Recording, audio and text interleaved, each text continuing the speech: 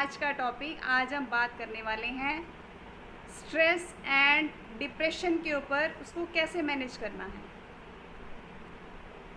मतलब वर्ड ये बहुत दो छोटे छोटे हैं, स्ट्रेस मैनेजमेंट और डिप्रेशन। स्ट्रेस डिप्रेशन जो है बहुत मतलब स्मॉल से वर्ड हैं, लेकिन इसका इफ़ेक्ट इतना ज़बरदस्त वाला है, इतना मतलब प्रॉब्लमेटिक कहेंगे, ये डिज़ीज़ से भी कहीं ज़्यादा बड़ी डिज़ीज़ है, राइट। तो नॉर्मल कोई भी हमें बीमारी होती है तो उसके लिए टैबलेट्स मिलती हैं, उसके लिए मेडिसिन्स भी मिल जाती हैं, डॉक्टर से ट्रीटमेंट भी हम लोग कर लेते हैं, लेकिन इसका ट्रीटमेंट बहुत ही मुश्किल है। इवन के डॉक्टर्स के पास भी इसका ऐसा कोई ट्रीटमेंट नहीं है। इसके लिए हमें ऐसा क्या काम करना है, पहले तो पता कैसे चले कि हमारे अंदर कोई स्ट्रेस का चैलेंज है या कोई डिप्रेशन के मरीज़ हम बनते जा रहे हैं, ऐसा कैसे पता लगेगा हमें। कुछ छोटे छोटे जो हैं इस पहचानने के लिए आपको सिम्टम्स बता देती हूँ मैं। क्या होता है, हर टाइम उदास बने रहना, मतलब कोई एनर्जी नहीं है।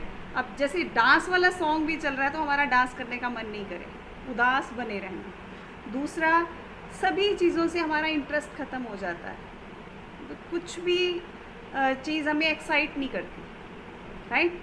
नेक्स्ट क्या है कि हमारा कंसंट्रेशन किसी भी चीज़ से ख़त्म हो जाता है। कोई भी काम जो है हम कंसंट्रेट होके नहीं करते, मतलब पूरा ध्यान ही नहीं होता जो भी हम काम कर रहे होते हैं। काम कुछ और कर रहे होते हैं, ध्यान हमारा कहीं और होता है, कुछ और सोच रहे होते हैं हम मन ही मन के अंदर। और या तो हम खाना खाते हैं तो बहुत ज़्यादा खाए जा रहे हैं, राइट। या हम भूख ही ख़त्म हो जाती है, हमारा खाने का मन ही नहीं होता। कुछ भी पूछो उनसे, जिनको भी इस तरह का चैलेंज आता है, मन ही नहीं है खाने का, राइट। और इसके अलावा हमें पूरी रात नींद नहीं आती, कई बार रेस्टलेस फील करते हैं, नींद कोसों दूर चली जाती है हमारे अंदर से, राइट। और जो है अगर नींद आ रही है कई बार तो इतनी नींद, जब 10 मिनट मिले तभी सो लिए, ऐसा भी होता है। दिन में भी हम 10-10 बार सो जाते हैं कई बार, ऐसा चैलेंज आता है। तो ये सारे सिम्टम्स हैं जो है डिप्रेशन के, या उसको जिसको हम कहेंगे स्ट्रेस के। स्ट्रेस को हम छोटा सा मैं डिफ़ाइन करूँगी, दो तरह का होता है स्ट्रेस। नॉर्मल शुरुआत एक स्ट्रेस से होती है हमें, बाद में कहीं ना कहीं जाके हम लोग डिप्रेशन के शिकार हो जाते हैं। डिप्रेशन वर्ड बहुत ज़्यादा बड़ा वर्ड है, राइट। तो स्ट्रेस भी दो तरह के होते हैं। कई बार शुरुआत में हम स्ट्रेस लेते हैं, एक्यूट स्ट्रेस जिसको बोलते हैं, और दूसरा होता है कंस्टिट्यूएंट, मतलब कंटिन्यूअस स्ट्रेस, वो बना ही रहे। एक्यूट होता है छोटे टाइम के लिए, थोड़े टाइम के लिए हमने कोई काम करना, उसके लिए हमने छोटा सा एक स्ट्रेस लिया, वो काम ख़त्म हो गया, वो स्ट्रेस भी ख़त्म हो गया। वो तो कहीं ना कहीं फिर भी बियरेबल है, ठीक है। एक अपने को कोई रिस्पॉन्सिबिलिटी मिली है, उसको हमने ख़त्म करना है, उसके लिए हम थोड़ी पेन लेते हैं कि हाँ इसको हमने कैसे ख़त्म करना है, राइट। लेकिन अगर वो बना ही रहे, वो छूटा तो कुछ और शुरू हो गया, वो छूटा तो कुछ और, वो दिमाग में वो बोझ बना ही रही, तो उसको झेलना बहुत मुश्किल है। वो डिप्रेशन बन जाता है धीरे धीरे एक टाइम के बाद, आने के बाद। मतलब कि जिसके साथ ये बीतती है ना, वही जानता है कि ये कितनी बुरी चीज़ है। हम नॉर्मल इंसान उस चीज़ को समझ ही नहीं पाते। तो अगर ऐसा किसी के साथ चैलेंज है, आपको भी किसी को अपना जो है रिलेटिव्स या सर्कल कुछ ऐसा याद आ गया होगा कि ऐसा चैलेंज किसी के साथ है, या हो सकता है हम लोग खुद भी अपने ऊपर ये चीज़ें झेल चुके होंगे। किसी की भी बात अच्छी नहीं लगती, हमेशा मतलब कटे रहना सबसे, किसी से बात करने का मन नहीं करना, बाहर नहीं निकलना, इस तरह के सिम्टम्स भी होते हैं। तो इससे कैसे निजात पाया जाए, ये आसान नहीं है इससे निकलना। जो झेल चुके हैं वो जानते हैं इससे निकलना कितना मुश्किल है। तो उसको सबसे पहला इलाज ये है कि उनको पहले हम क्लब में लेकर आएँ। उनका कहीं बाहर जाने का मन नहीं होता, क्लब में ज़रूर लेके आएँ, अपने ही घर से हमने ज्वाइन करना है। थोड़ा सा उनका माइंड चेंज होना शुरू होगा, राइट। शुरुआत यहाँ से हो जाएगी। और दूसरा इलाज क्या है उसका, दूसरा हम कैसे उसको निकाल सकते हैं इन चीज़ों से। प्रीति मैम आप काइंडली वेटिंग रूम भी बीच बीच में चेक करते रहिए। ओके, नेक्स्ट हम क्या कर सकते हैं, सोशल रहना। ठीक है, सोशल रहने का मन नहीं होता ऐसे टाइम में। सोशल रहने का मतलब मिलना जुलना सबसे आसान नहीं है, क्योंकि हमारा मन ही नहीं करता किसी से बात करने का। लेकिन फिर भी यूँ समझ लो कि हम उस चीज़ की दवाई कर रहे हैं, यानी कि उसको हम जो इसका ट्रीटमेंट की तरफ जा रहे हैं, इस चैलेंज को निकलने के लिए जा रहे हैं, तो ये करना ज़रूरी है। शुरुआत में अपने आप को पुश करना ज़रूरी है इस चीज़ के लिए, सोशल रहना। और अगर आप लोग क्लब में आते हैं, क्लब में आना शुरू कर दिया है, तो उसको बुलाने के बहाने ही किसी से बात कर ली जाए, राइट।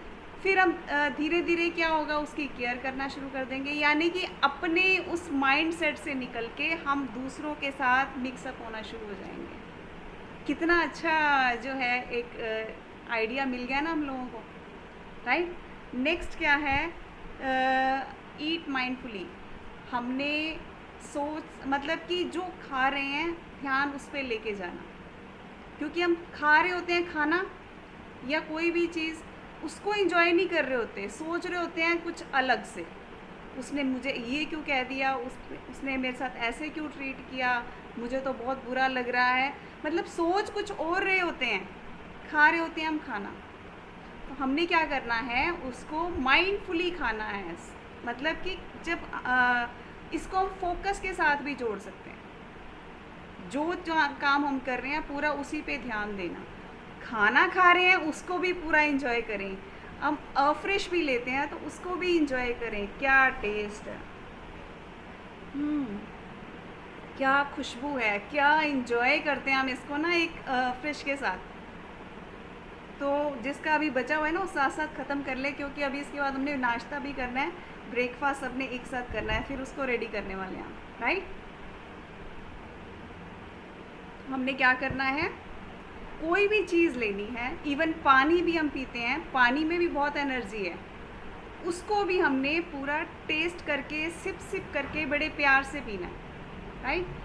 जो चीज़ खानी है, यानी कि ईट माइंडफुली, यानी कि उस टाइम ध्यान हमारा सिर्फ खाने पे या पीने पे, जो चीज़ हम ले रहे हैं उस पे जाना चाहिए। नेक्स्ट क्या है, खाने में अलग अलग कलर्स यूज़ करना। जैसे स्ट्रॉबेरी है, क्या अलग से मतलब क्या फास्ट उसका कलर है, रेड रेड कलर, कितना प्यारा लगता है, राइट। इन दिनों लीची आ रहा है, क्या अंदर से वाइट वाइट निकलती है, प्यारी प्यारी, है ना। तो सभी जो अलग अलग कलर्स हम खाने में यूज़ करते हैं ना, तो थोड़ी एनर्जी उनसे भी हम लोग ले लेते हैं। शिमला मिर्च का क्या ग्रीन ग्रीन कलर निकल के आता है, तो अलग अलग कलर्स हम खाने में यूज़ करेंगे ना, तो वैसे भी लाइफ भी कलरफुल हो जाती है उससे। तो ये कलर्स का बेनिफिट है।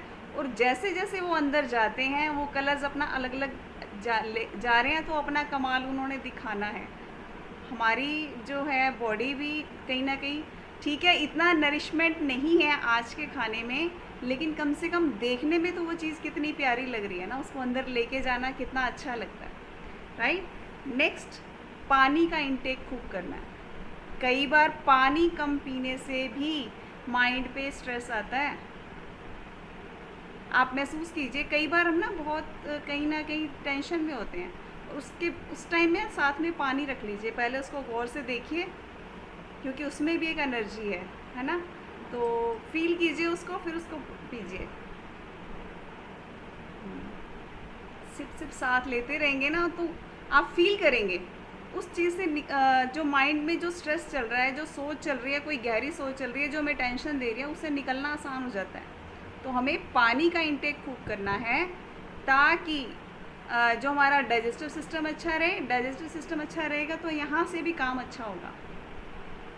ओके, चलिए नेक्स्ट, अपने वर्कआउट रेगुलर करना है। अब ये वर्कआउट का इससे क्या लिंक है, माइंड हैप्पीनेस से बहुत गहरा लिंक है। कई बार क्या होता है, हमारा बहुत सिटिंग वर्क होता है, हम एक ही जगह बैठे रहते हैं और बॉडी से काम लेते हैं, इससे ब्लड सर्कुलेशन जो है कम रहता है बॉडी में, एक ही जगह कुछ स्पेसिफिक जगह पे रहता है। और जब हम वर्कआउट करते हैं हमारे जो क्लब में वर्कआउट हो रहा है उस पर आप नोट करोगे, सर से लेके पैर तक सभी बॉडी